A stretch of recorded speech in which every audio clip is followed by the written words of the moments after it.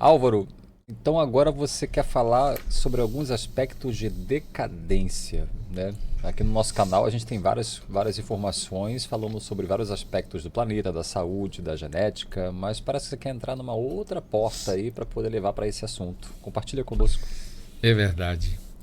Como desde o início fizemos diversas análises sobre comportamento, né? E como que ele se origina, como ele se conduz, como ele acontece,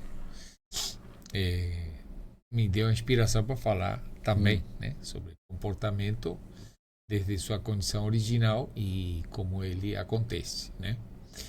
Então, como seres sociais, nos relacionamos, né? Sim.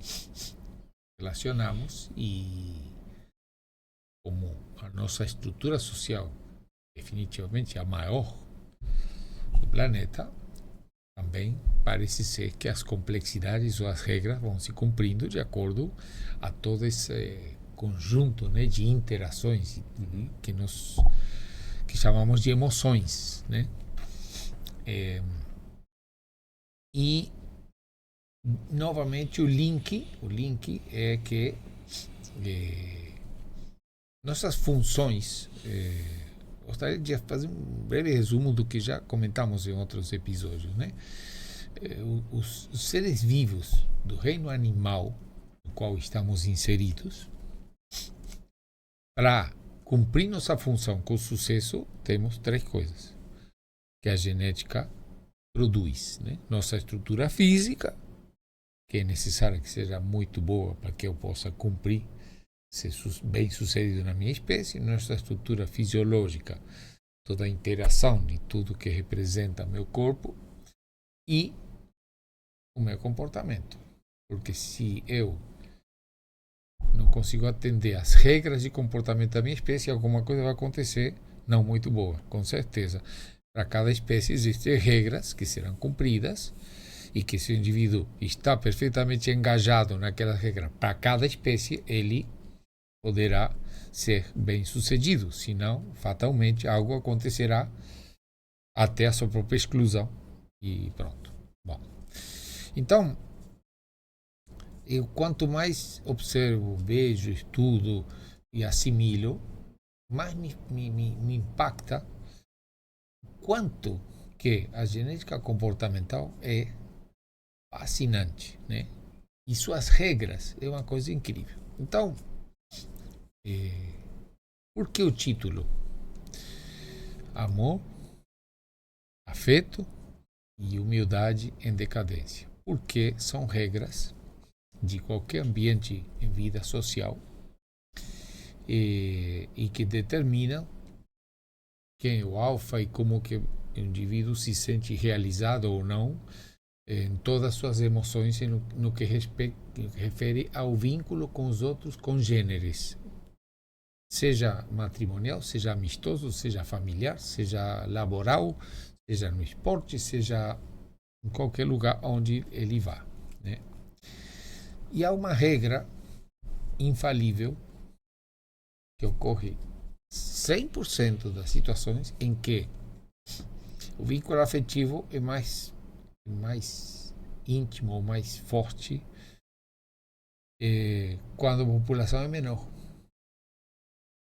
O vínculo que dois cachorrinhos têm dentro de casa é estreitíssimo, porque eles estão aí, quando de 2 passa para 10, passa para 15 ou passa para 50, essa relação, pelo número, começa a esfriar, a ficar impessoal às vezes, né? Isso acontece em todos os casos, né?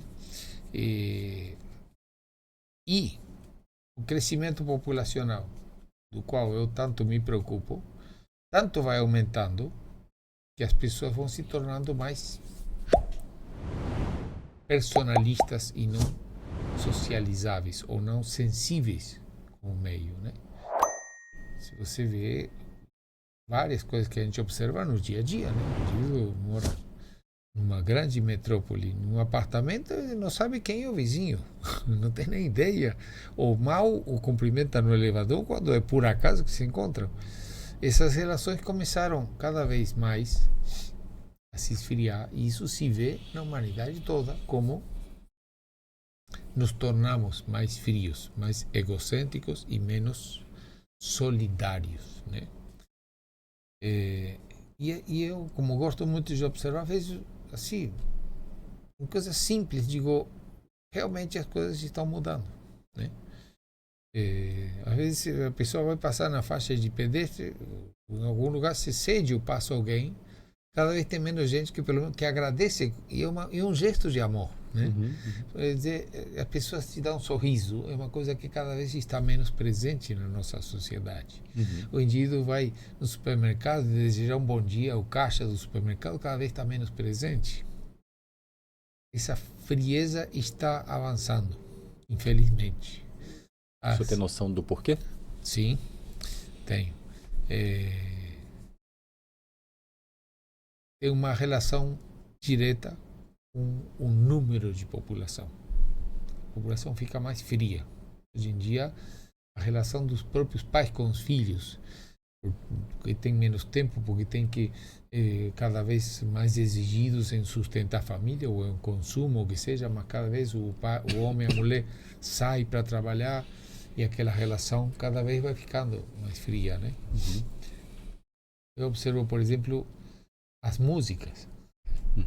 Desde a minha infância, quando as músicas tinham outro estilo, né? Onde existia mais o romanticismo, existia mais a sensibilidade, e hoje as músicas cada vez são mais, como que posso dizer, mais frias mesmo, né? E dependendo do estilo, mais sexualizadas, né? Total. Tem uma música aí que diz: se quiser me conquistar, você tem que rebolar. Eu disse, não é um acaso, não por que tem sucesso? Porque o público se identifica com isso, com que são uma coisa, e a sexualidade cada vez menos associada com amor. Cada vez está mais associada a quase que um acordo de um prazer pessoal, onde o vínculo afetivo. E não, por favor, não estou fazendo isso como uma crítica, como que seja um cara careta ou da antiga. É uma observação de que a humanidade está sendo mais fria, né? Tem uma frase muito atribuída, né, a Jesus, que diz: amai aos outros como a ti mesmo, né? E eu, assim, claro, ateu mais ateu, por dizer, não, eu sou ateu, mas essa frase encaixa com uma coisa que deveríamos todos abraçar, né? Amar aos outros, né? Porque se somos seres sociais, sentir o prazer de doar amor é uma coisa fantástica. Aí eu dizia assim, e o afeto é uma forma de amor. Por quê? Porque se a gente pensa na palavra amor, é uma coisa muito pura e sagrada. No que sentido? Eu, obviamente, tenho uma relação maravilhosa de amizade, mas eu não posso aspirar que você tenha um amor por mim, é a mesma coisa que seus parentes próximos. Sim. É uma coisa óbvia. Eu não posso dizer que eu quero que meu vizinho me ame da mesma forma que seu filho. Seria já uma coisa de desvirtuar. Mas o afeto, sim. O afeto, sim. Sair para a rua e desejar um bom dia. A pessoa está varrendo uma rua. Eu acho que acho tão bonito e que, convenhamos, cada vez está mais carente, né? E eu vejo, como você perguntou, e para responder sua pergunta, o excesso populacional, mais uma vez, traz isso aí. Na minha terra, no interior, anda de carro naquelas ruas vizinhas, e o peão que anda a cavalo, ele não te conhece, ele te dá bom dia. Sim. Sem te conhecer, isso é tradição. E por quê? Porque é um meio onde não tem excesso populacional e as pessoas se relacionam com um respeito muito mais profundo. Não fomos vindo para a selva de pedra e ao contrário, estamos todos na defensiva, né? Se você chega e me oferece algo, o que será que esse cara quer tomar de mim que está me oferecendo tal coisa? Vivemos num mundo em que nós temos desconfiança de nós mesmos. E estamos sempre na defensiva, até dos nossos próprios sócios. Ou de uma pessoa fazer o contrato, o cara quer ler 14 vezes para ver se não tem alguma coisa assim, e vê em que forma o outro pode lhe dar uma pernada, e tudo isso vai se integrando a quê? A uma coisa em que o afeto ele vai se diminuindo, infelizmente, né?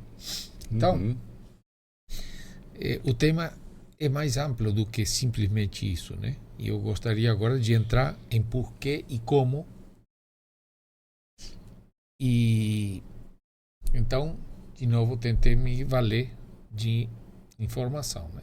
Sim. Então, é assim, bom, quem são as pessoas que conduzem nosso país? Né? Políticos, tá bom? Foram eleitos. Para quê? Para cuidar da gente. Mas eu gostaria muito de que eles, além disso, tivessem uma coisa muito importante, chamada humildade. E alguém nesse país sente isso de verdade, sinceramente? Então, parece que a coisa é bem mais séria, né? Porque a estrutura política talvez seja muito sonhador, mas deveria ser uma coisa muito mais vocacional do que uma fonte de renda. Se o cara gosta muito de dinheiro, ele vai se dedicar à empresa, ele busca meios dentro da iniciativa privada. Mas entrar na política para ficar rico, para mim não bate, porque eu acho que tem que ter esse óbvio, ele está lá, está dedicando o seu tempo, mas será que extrapolar é bom? É uma mensagem legal?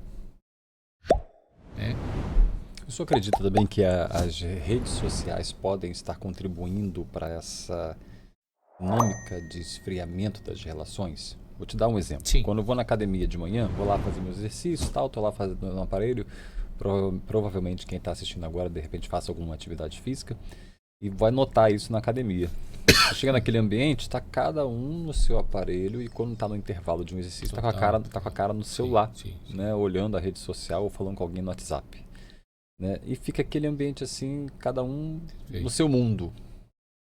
Né? Será que essa conexão online não cria mundos individuais, né? Onde está cada um no seu mundo ali, ninguém se mexe com ninguém, está cada um na sua individualidade, preservando o seu espaço e aí vive essa frieza? Ou seja, a rede social de repente não é uma ferramenta que amplia isso que você está dizendo? Perfeito. Estou de pleno acordo com o que você está falando. Mas talvez, e quero que você manifesta se concorda ou não, mas também a rede social também é uma consequência da carência de relacionamento, da falta de oportunidade, porque é uma coisa tão corrida, uma vida tão louca, em que o indivíduo encontra uma forma de se relacionar, de atender essa necessidade de interação, de amor, ou de afeto, ou de vínculo, ou o nome que a gente queira dar, né? Veio para suprir algo que o excesso de população começa a não permitir, porque é tão louco o mundo nas metrópoles e nas metástases que já aparecem por todo mundo, que o cara indivíduo diz, pô, eu estou dentro de casa, cria uma ficção de que estou me relacionando, uma dopamina vem de que eu estou conversando, seja lá o que seja, com alguém, me sinto empatia, e isso alivia essa necessidade social que todo ser social tem, né? Então, claro, mas também tem um preço a pagar, né? Porque já se sabe, hoje em dia, a falta de amor, o desvio desse vínculo afetivo tão gostoso entre seres sociais, foi desviando para coisas tão inacreditáveis que comprova o título deste podcast, né? O indivíduo que não se conhece, vamos fazer uma brincadeira, estou te propondo que você se mutile para me provar seu afeto. E não, corta um pedaço do... Onde está indo o afeto? Realmente, o que caminho está tomando? O que desvio está tomando, né? Mas voltando ao negócio dos políticos, por mais simplório que pareça, como um indivíduo que ele diz que está aí a dedicar suas melhores energias para defender nosso bem-estar, né? Eu peguei assim, quanto custa um deputado no Brasil? Dados oficiais, nada de invenção, né? Então, o orçamento total da Câmara dos Deputados em 2024 foi 6,4 bilhões com B, né? E para 2025, de 6,4 está aumentando para 8,5 bilhões. Ou seja, que a Câmara dos Deputados, o aumento do orçamento foi 2 bilhões de aumento de orçamento. Como faço para dizer que eu estou convencido que esse cara me ama? Que esse cara quer realmente dar afeto? Eu não consigo. Quanto custa um deputado mensalmente? Custo R$ 275.600. Então, eu digo, isso aqui é fonte de renda ou é amor?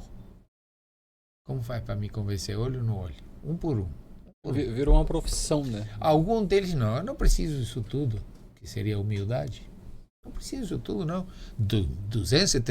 73 viu popularmente. Toma aqui 200 mil e compra remédio, sabe, não por proselitismo, não por publicidade, não para ganhar voto. Realmente por convicção.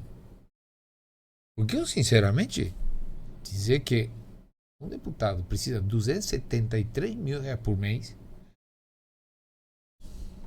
Então, mas esse, aí o senhor está entrando nessa esfera, né? Esse seria um sintoma do que o senhor diz, né, como crescimento populacional. Né? Muitas pessoas estão se esfriando e se esvaziando. A classe política acaba sendo um desses sintomas.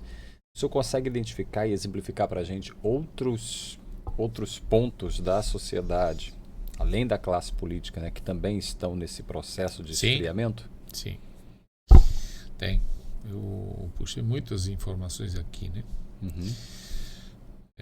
Não, e tem uma que é impressionante, porque como que está a tendência da nossa felicidade? Uhum.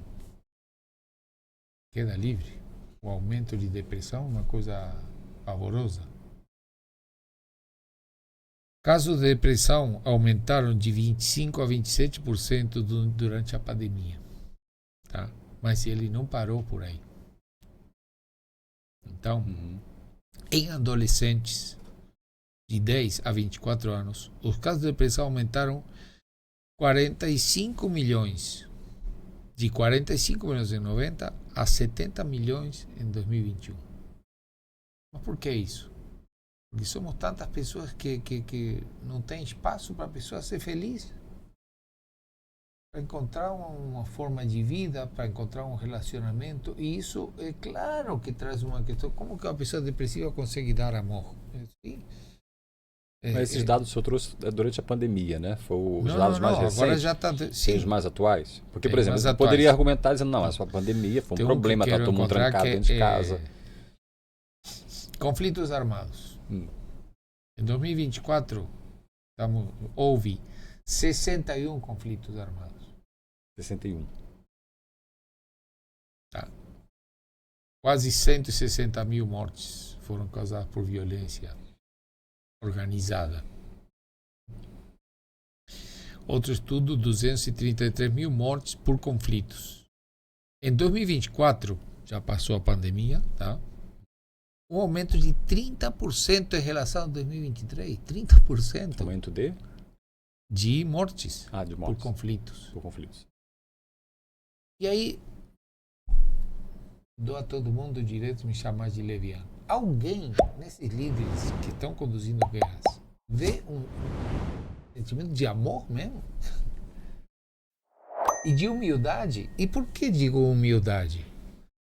Porque assim é uma coisa que a gente fica tão estarrecida de ver que alguém está disposto a apertar um botão para matar criança, para destruir, para outro que é congênere, é a mesma espécie. O que é isso? É o amor que simplesmente, por mais que você queira chamar banal, mas o amor é o que nos une positivamente, construtivamente, de eu desejar sua felicidade. E há uma coisa que eu não sei explicar, não tenho resposta. Por que alguém como, por exemplo, Mahatma Gandhi não seja considerado o cara que vai conduzir a humanidade? O Martin Luther King, ou essas pessoas que demonstraram dizer, eu quero que o amor reine. Não me sinto banal de defender isso. É uma coisa impressionante. Você sabe disso, né? Eu tenho uma granja e meu prazer todo dia é sair humildemente a entregar os ovos. Entrego. Mas não é, isso me permite observar as pessoas e me permite todos os dias, através de um sorriso, dizer eu te amo. E me sinto que me faz um bem, que digo, que pena que isso se perca. O prazer de te doar prazer. Uhum. Se inverteu produzir de mim doar prazer e que se dane você. Infelizmente esse processo está acontecendo. Se transformam as pessoas em egocêntricas, ao invés de... Eu creio que uma das endorfinas mais maravilhosas é você pegar uma pessoa que está doente e eu vou te cuidar. Não quero nada em volta, porque já recebi o prazer de fazer isso. Mas se na dinâmica da cidade, né, como o senhor usa a expressão na selva de pedra, né, se a dinâmica da cidade já fazendo esse esfriamento, até pela forma como as coisas acontecem dentro de uma cidade, é um caminho sem volta. Ou tem uma solução para isso? Como fazer que dentro da cidade as pessoas desenvolvam mais essa consciência de um sorriso, da educação, do amor, da empatia? Se a proposta da cidade é isso, é esse ambiente frio. Sim. Esse título, na realidade, é uma análise que me inspirou para ver o que está acontecendo. Eu realmente queria muito ter uma resposta para isso. Sei que a resposta é que há um excesso de população que gera isso. Em tudo que você colocar de ser social, se você coloca excesso de população, vai ter diminuição do vínculo afetivo. Isso é uma lei biológica, genética e universal para tudo, né? Nos lugares onde você coloca um excesso de população, há uma diminuição de vínculo afetivo. E isso, nós não escapamos disso, e é isso que está acontecendo. E está acontecendo de uma forma em que, de novo, assim como colocamos, somos vítimas de nós mesmos, esse crescimento nos está transformando em vítimas de nós mesmos. Tem um estudo que eu vou tentar achar aqui, impressionante, feito com 5 milhões de pessoas em 20 países. 5 milhões de pessoas em 20 países foram estudadas e encontraram 700 mutações genéticas vinculadas à depressão. 700. Sim. Porque quanto mais vejo, observo e tudo, escuto, assimilo, mais convencido estou de que o gene não é uma combinação química de 4 nucleotídeos. Tem regras impressionantes ali, impressionantes, que regulam. Então, quanto mais população, eu preciso mais depressão. Controla. Como se resolve que uma cidade, em vez de 10 milhões, tivesse 5, ou 4, ou 2? Porque é algo tão artificial. É um negócio que não existe em nenhuma outra espécie de juntar 10 milhões, não sei, micro-organismos, mas estou falando no que a gente visualiza. Você juntar 10 milhões de pessoas no mesmo lugar, o afeto se reduz. Não é a mesma coisa que aquelas pessoas dos povos de interior que se reúnem, têm sua cultura, suas danças, sua interação, suas comidinhas, etc. E se alguém precisa, realmente aquele princípio de todos por um e um por todos, né? Sim. O mundo foi nos tornando desconfiados de todo mundo. Se um dia o William me traz uma garrafa de vinho, o que será que esse cara está querendo? Já nos criou a defensiva de nós mesmos. Uhum. E isso reduz, obviamente, o afeto. Porque o mundo nos criou de uma tal maneira agora, pela loucura que estamos vivendo, de estar sempre um pé atrás, principalmente se acabo de conhecer. Isso eu vivenciei e percorri vários lugares onde notava que os povos de interior, as portas estão abertas, se você chega, o cara já te recebe em casa e tem o prazer de te oferecer nem que seja um biscoitinho e que maravilha, isso é uma forma de falar eu te amo. Uhum. É uma forma. Agora você vai aqui, o cara te mantém com a porta fechada, Às vezes me acontece, eu moro no condomínio. E às vezes, sei lá, como é um pouco longo até chegar na portaria, se você vê uma mulher caminhando e você oferecer carona, a mulher te olha como se esse cara está querendo abusar sexualmente de mim. As pessoas estão nessa retaguarda. Sim. E isso é fruto de nós mesmos.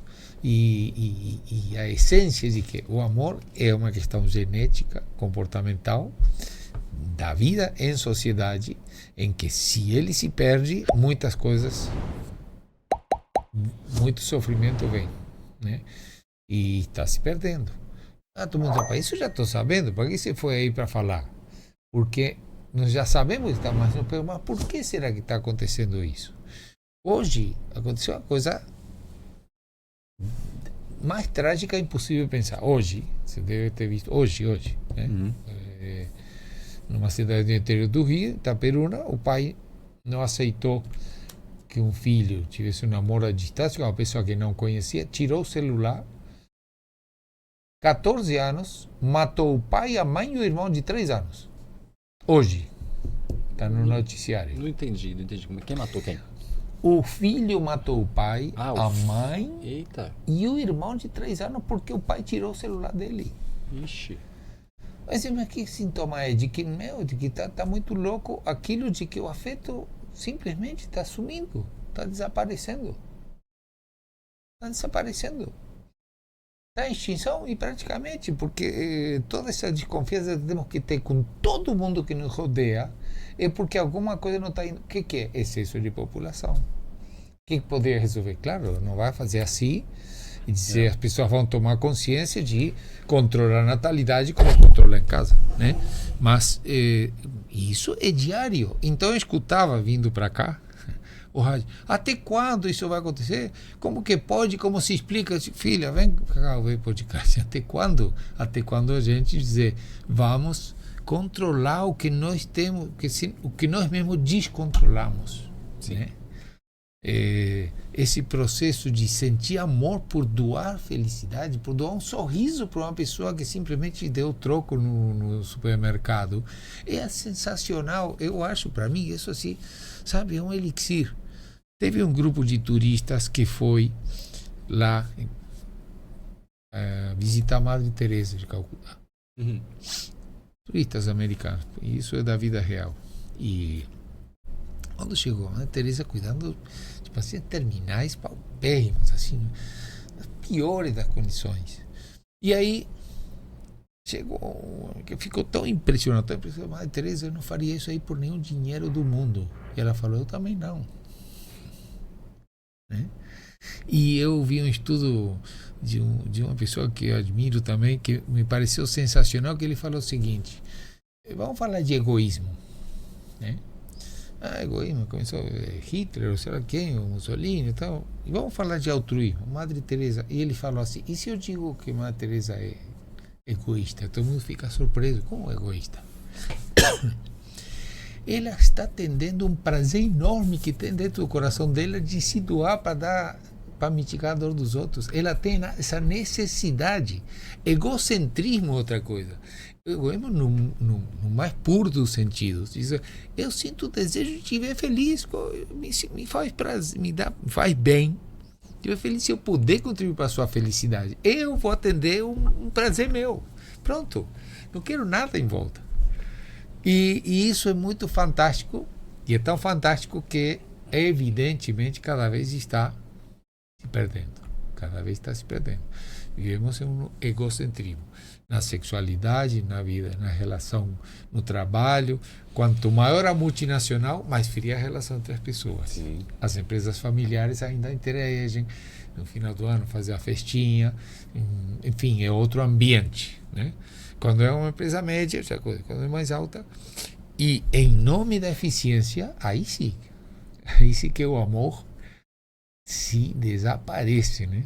Eu vejo aquele programa, com todo respeito, Masterchef, você vê como que os caras tratam o indivíduo até chorar, porque ele tem que fazer a comida certa, como dizendo, a comida certa é muito mais do que seu afeto, do que sua paz, do que sua felicidade. O cara execra. Isso é uma porcaria, você não sabe fazer nada. O cara sai chorando. E digo, isso acontece muito dentro das empresas, né? Você tem que produzir, você tem que ser eficaz, que se dane seu sentimento. Sim. O afeto sumiu. E tanto que muitas vezes eu trabalhei em multinacionais, e sei o que estou falando, a hierarquia ou a chefia se obriga e não se conquista, né? Tá te mandando, se você não fizer, te colocando sobre ameaça permanente de você perder o sustento dos seus filhos, porque você e te mantendo assim sob uma pressão em nome da eficiência. E que deu amor nesse ambiente? Ah, você está pedindo amor dentro de uma empresa. Amor que estou dizendo é o afeto. Não há nenhum conflito em pedir eficiência, mas com afeto. Nenhum conflito. Se você não foi capaz de fazer, ainda assim com afeto, olha, aqui é uma situação compromete, mas não, sabe, não ofensiva. E queria entrar num tema mais profundo ainda, né? Sobre humildade, né? Que doloroso que é a falta de humildade da humanidade. Que loucura, né? Tive uma vivência assim que me pegou de surpresa e que me marcou muito, me emocionou muito.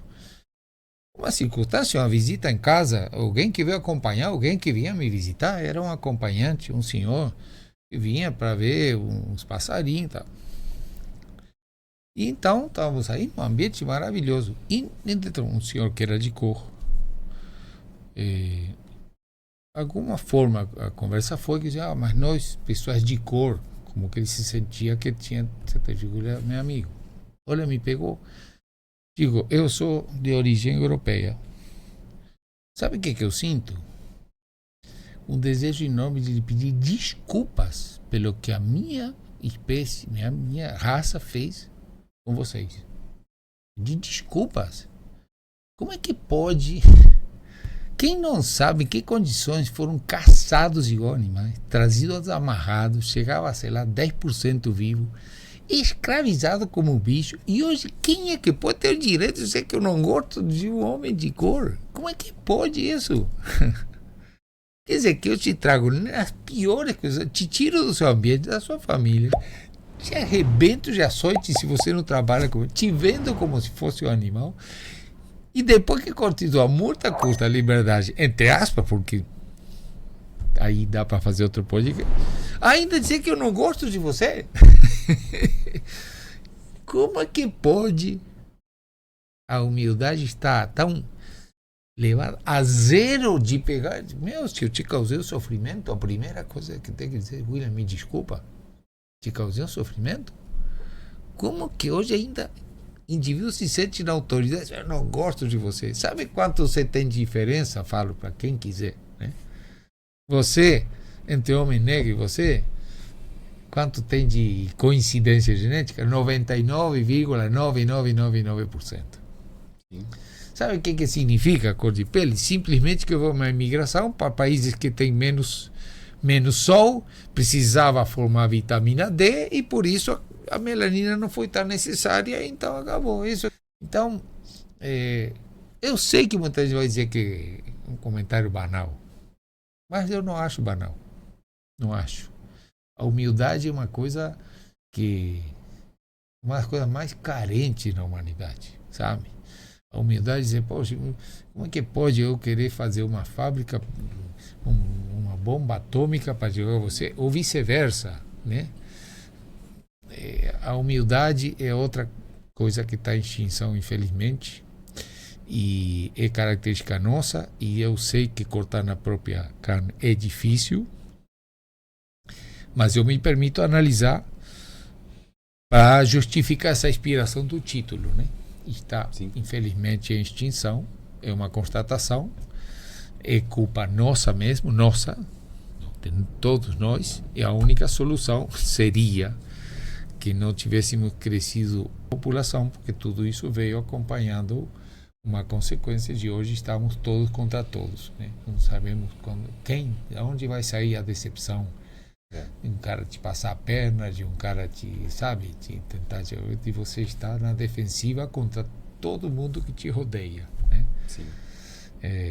Dá pena, mas também fugir do tema é pior. Temos que dizer, tudo que se fala, que é bonito, que o ser humano, às vezes fala assim, não, precisamos humanizar. O que significa humanizar? E com todo o respeito também, que eu sei que é delicadíssimo isso, né? Porque tem, digamos, princípios religiosos escritos que dizem assim que Deus fez o homem à sua imagem e semelhança. E digo, só se for fisicamente, porque eu não posso pensar que Deus seja o que eu estou vendo todos os dias na televisão. E aí eu digo o seguinte, a culpa não é da mensagem. Não é contrariar se você é religioso ou ateu, não importa. Respeita o seguinte, a mensagem, amar os outros como a ti mesmo, é maravilhosa.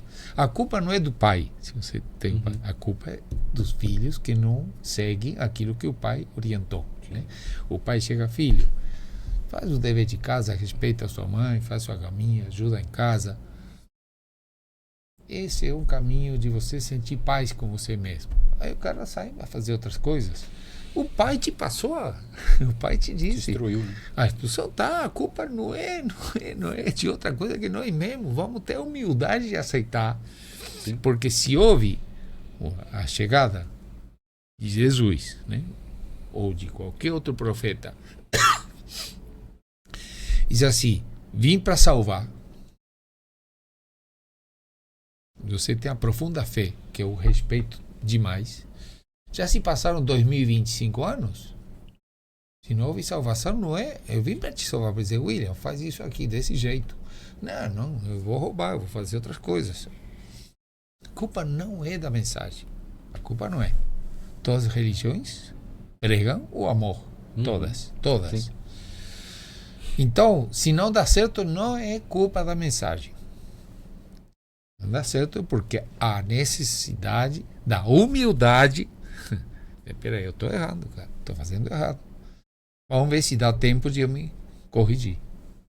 Outro dia eu estava vendo um simples pedreiro, trabalha com um pai que são maravilhosos, e o menino tem um problema gravíssimo aqui, de que você está a boca toda destruída, literalmente, né? Sou imigrante venezuelano, sou pai e o filho. E vou me contaram, ele desviou o caminho lá na Venezuela, entrou um péssimo caminho, tomou um tiro que destruiu, pendurou a boca dele, e ele conseguiu se redimir. Hoje em dia trabalha como um profissional e está redimido. Nós temos essa possibilidade, pelo menos abrindo os olhos, saber o que está acontecendo, quem sabe? Estava aqui humildemente com isso aí.